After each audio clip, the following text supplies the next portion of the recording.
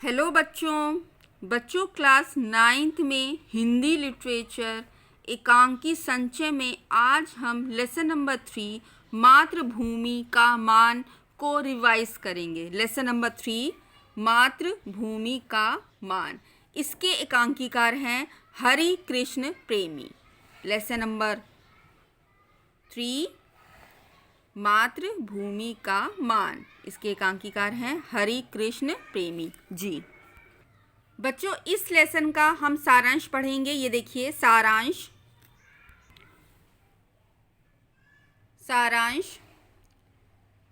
एकांकी के प्रथम दृश्य में बूंदीगढ़ में बूंदी के राव हेमू और मेवाड़ के सेनापति अभय सिंह के मध्य वार्तालाप हो रहा है।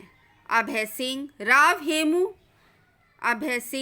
राव हेमू को राजपूतों में एकता बनी रहे इस दृष्टि से मेवाड़ की अधीनता स्वीकार करने का परामर्श देता है। इसे महाराव विनम्रता पूर्वक नकार देते हैं कि बूंदी मेवाड़ की अधीनता स्वीकार नहीं करेगा, किंतु उनके सुख दुख में वे उसका साथ अवश्य देंगे।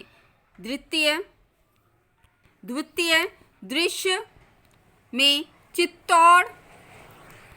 चित्तौड़ के राजमहल में महाराणा लाखा और अभय सिंह में राजमहल में महाराणा लाखा और अभय सिंह में बातचीत होती हुई दिखाई देती है। महाराणा हाड़ाओं के द्वारा की गई अपनी पराजय से बहुत व्यथित दिखाई दे रहे हैं। वे अभय सिंह से कहते हैं कि जब तक वे बूंदी के दुर्ग में सेना सहित प्रवेश नहीं कर लेते तब तक वे अन्य जल नहीं ग्रहण करेंगे। बीच में चारनी आकर उन्हें समझाती है कि वे ऐसा ना करें और राजपूत शक्तियों में एकता और स्नेह का संबंध बना रहने दें। इस पर महाराणा कहते हैं चारनी तुम देर से आई। प्रतिज्ञा पूरी करने के लिए चारनी उन्हें बूंदी का नकली दुर्ग बनाकर उसमें प्रवेश करने का सुझाव देती है। तीसरे दृश्य में महाराणा नकली दुर्ग में बहुत प्रसन्न है, किंतु बूंदी में पैदा होने वाला मेवाड़ का वीर सिपाही वीर सिंह इसे अपनी मातृभूमि का अपमान मानता है और हाड़ाओं के साथ उस नकली दुर्ग से ही मेवाड़ की सेना के साथ युद्ध आरंभ कर देता है। चौथे और अंतिम दृश्य में ज्ञात होता है कि नकली दुर्ग में युद्ध का खेल नहीं खेला गया, बल्कि हाड़ाओं और सिसोदियों में वास्तविक और घमासान युद्ध हुआ है। अंत में हाड़ाओं के साथ वीर सिंह भी वीरगति को प्राप्त होता है। इस घटना से महाराणा का हृदय दुख और पश्चाताप से भर जाता है और वे कहते हैं कि अब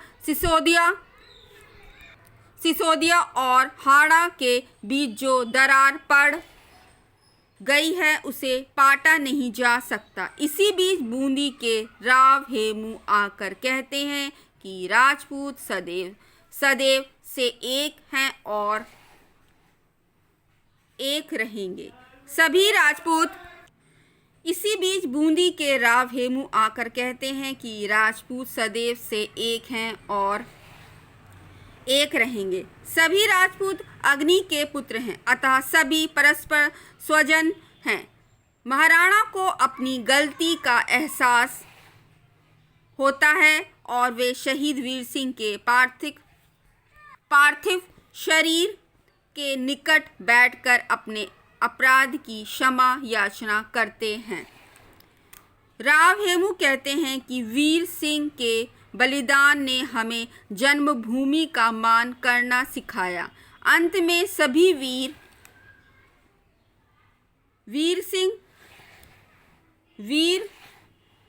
सिंह के शव के आगे झुकते हैं। इस प्रकार बच्चों आपने इसका सारांश पढ़ा।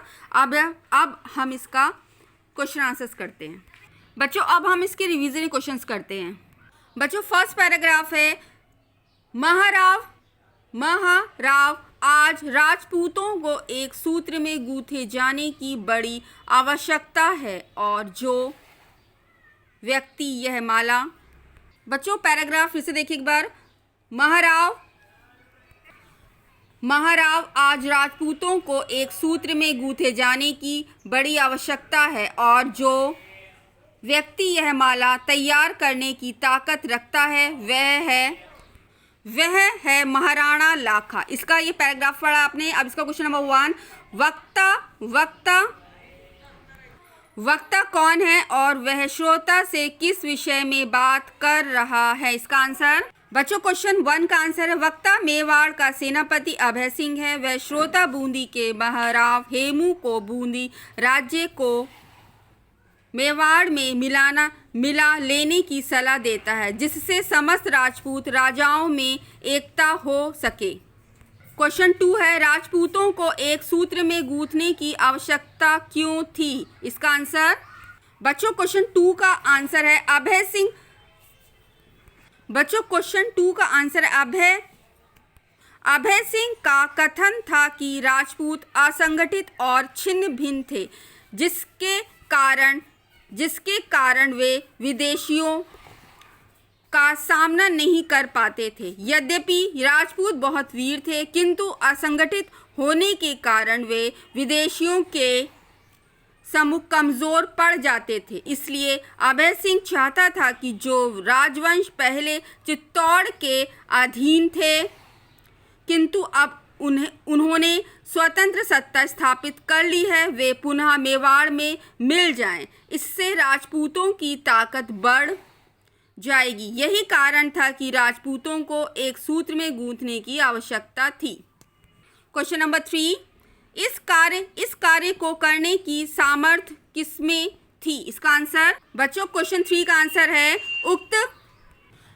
क्वेश्चन नंबर 3 का आंसर है उक्त कार्य को करने की सामर्थ्य महाराणा लाखा में थी। इसलिए उनका सेनापति अभय सिंह बूंदी के राव हेमू के पास संधि का प्रस्ताव लेकर गया था।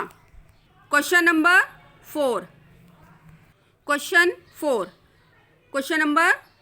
4 महाराणा लाखा कौन थे और वह बूंदी राज्य को मेवाड़ के अधीन क्यों करना चाहते थे? इसका आंसर बच्चों क्वेश्चन 4 का आंसर है महाराणा लाखा मेवाड़ के शासक थे। वह बूंदी राज्य को चित्तौड़ के अधीन विजय प्राप्ति हेतु नहीं करना चाहते थे बल्कि वह चाहते थे कि मेवाड़ के सिसोदिया वंश के राजपूत और बूंदी के हाड़ा वंश के राजपूत मिलकर एक हो जाएं। इससे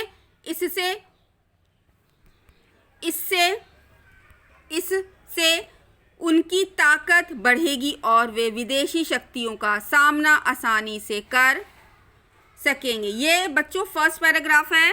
बच्चों अब हम सेकंड पैराग्राफ देखेंगे। आज मैं दरबार में नहीं जाऊंगा। आप जानते हैं कि जब से हमें निमरा के मैदान में बूंदी के राव हेमू से पराजित होकर भागना पड़ा, मेरी आत्मा मुझे धिक्कार रही है। बाप्पा रावल और वीरवर हम मीर का रक्त जिसकी धमनियों में बह रहा हो वह प्राणों के भय से भाग जाए। यह कितने कलंक की बात है। ये पैराग्राफ है बच्चों। क्वेश्चन नंबर 1, वक्ता कौन है और वह दरबार में क्यों नहीं जाना चाहते?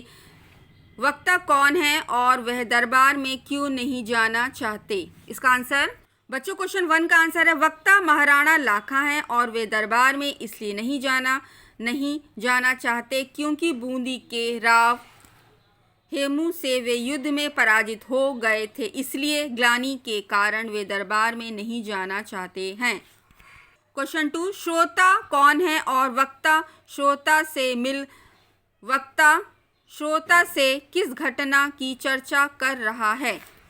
बच्चों क्वेश्चन नंबर 2 एक बार फिर से देखिए। श्रोता कौन है और वक्ता श्रोता से किस घटना की चर्चा कर रहा है? बच्चों क्वेश्चन 2 का आंसर है श्रोता मेवाड़ के महाराणा लाखा का सेनापति अभय सिंह है। वे अभय सिंह से उस घटना की चर्चा कर रहे हैं जब उन्हें युद्ध के मैदान में अपने प्राण बचाकर भागना पड़ा था।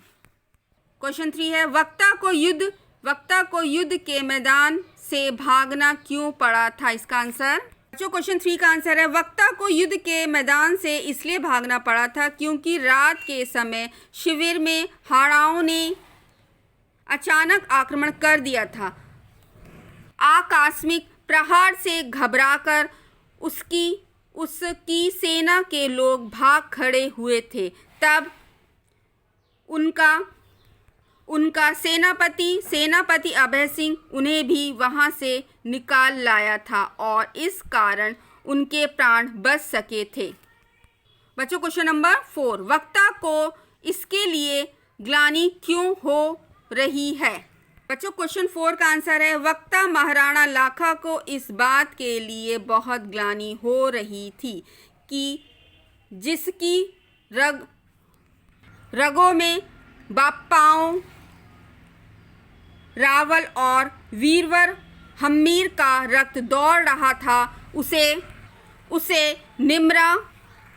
निम्रा के मैदान में बूंदी के राव हेमू से पराजित होकर भागना पड़ा। इसलिए उनकी आत्मा उनको धिक्कार रही थी।